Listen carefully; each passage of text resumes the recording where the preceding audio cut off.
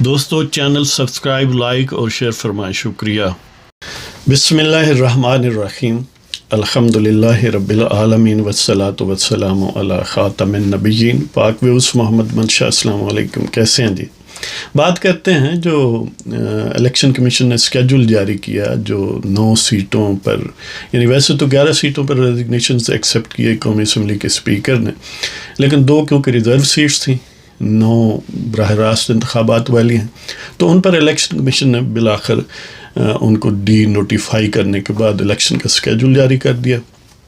25 ستمبر کو الیکشن ہوں گے۔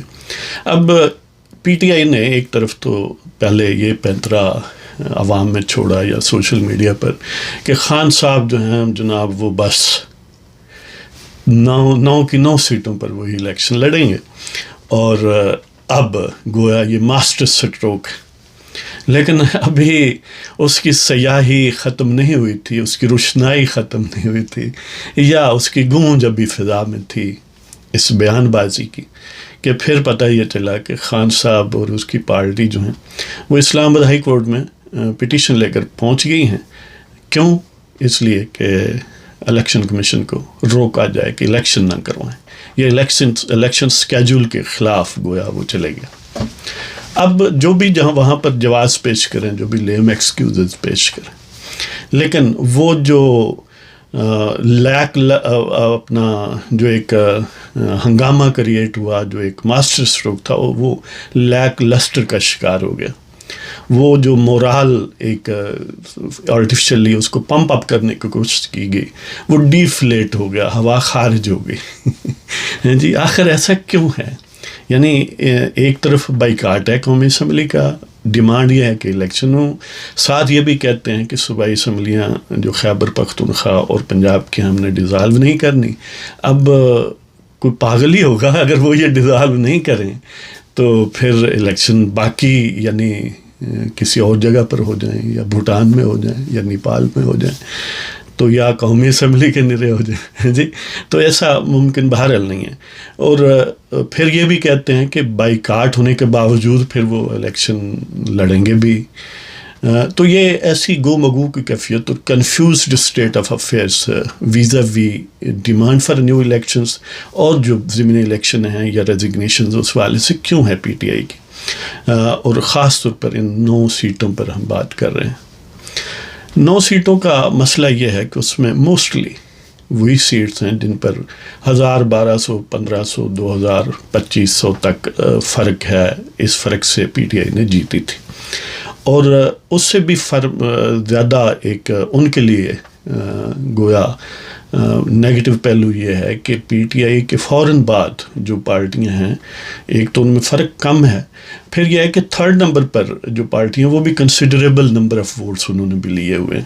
تو مطلب یہ ہے کہ اگر پی ڈی ایم اپنا جوائنٹ کینڈیڈیٹ سارٹ آؤٹ کرنے میں کامیاب ہو جاتی ہیں، یا اس ایک الیکٹورل سمبل پر نہ بھی ہوں، تو وہ اگر اس طرح سیٹ ایڈجسٹمنٹ کر لیں کہ جہاں پر 2nd نمبر پر یعنی پی ٹی آئی کے بعد اگرچہ وہ الیکشن دھاندلی زدہ تھا اور آر ٹی ایس آپریٹڈ تھا، تو اس میں اگر وہ 2nd نمبر پر آنے والی پارٹی کو ہی اپنا کینڈیڈیٹ قرار دیں اور اسی پارٹی کے الیکٹورل سمبل پر وہ الیکشن بے شک لڑیں، لیکن باقی پارٹیاں اپنے کینڈیڈیٹ لانچ نہ کریں، اور وہ یعنی بالفرض پنجاب میں جہاں نون لیگ 2nd پر تھی، تو وہاں باقی ساری پارٹیاں پیپلز پارٹی یا جے یو آئی یا باقی انہی کو سپورٹ کریں۔ جہاں پر پیپلز پارٹی تھی، مثلاً ایون میرا خیال ہے ملتان میں، خیر وہ تو اس ضمنی الیکشن اس 9 سیٹوں سے ہٹ کے ہے، جہاں پر یہ شاہ محمود قریشی کی صاحبزادی الیکشن کے لیے بظاہر پروپوزڈ ہیں،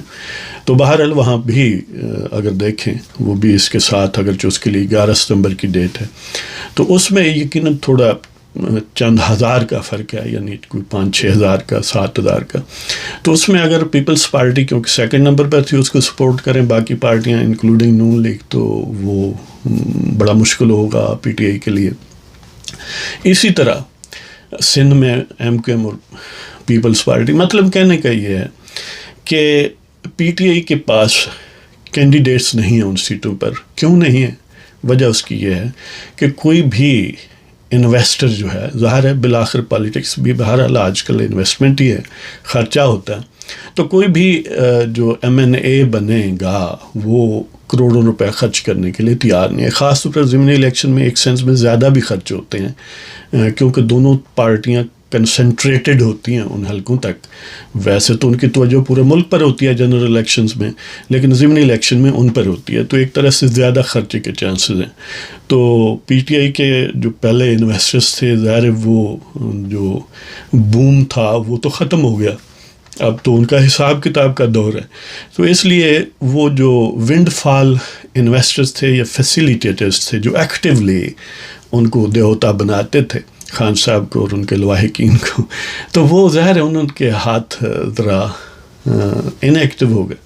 تو اس وجہ سے کوئی سیاستدان، کیونکہ اسے یہ جب پتہ ہو کہ ہم الیکشن جیت بھی لیں تو حکومت نہیں بنا سکتے، پھر اگر جیت لیں تو ہو سکتا ہے خان صاحب پھر کہیں کہ اب آپ استعفیٰ دے دیں، اور ظاہر دیں، باقی نے اگر دیا ہوا ہے تو انہوں نے بھی دینا ہی ہے یعنی جیت کے یا تو حلف نہ اٹھائیں یا استعفیٰ دے دیں.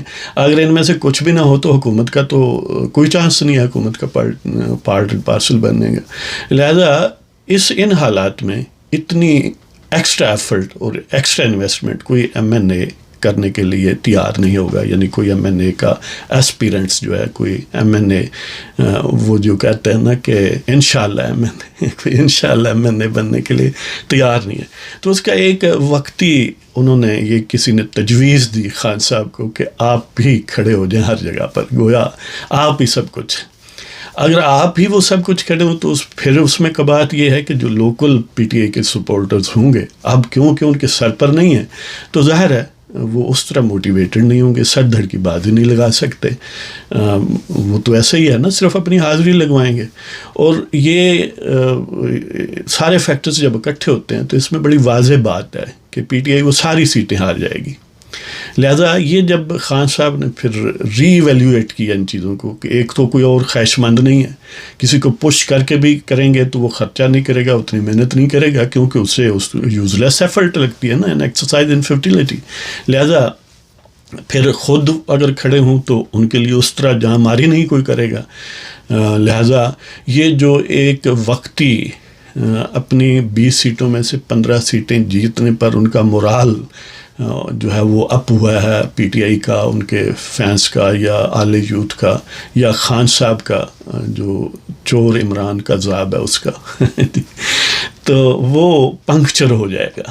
اگر یہ 9 کی 9 سیٹیں وہ ہار جاتے ہیں، اور اس صورت میں ہار جانا تقریباً یقینی ہے، تو پھر ظاہر ہے وہ انڈو ہو جائے گا وہ جو مورال ہے، اور وہ جو ایک اسینڈنٹ ایسپیریشن، اسینڈنٹ ایک کیمپین ہے یا زور ہے.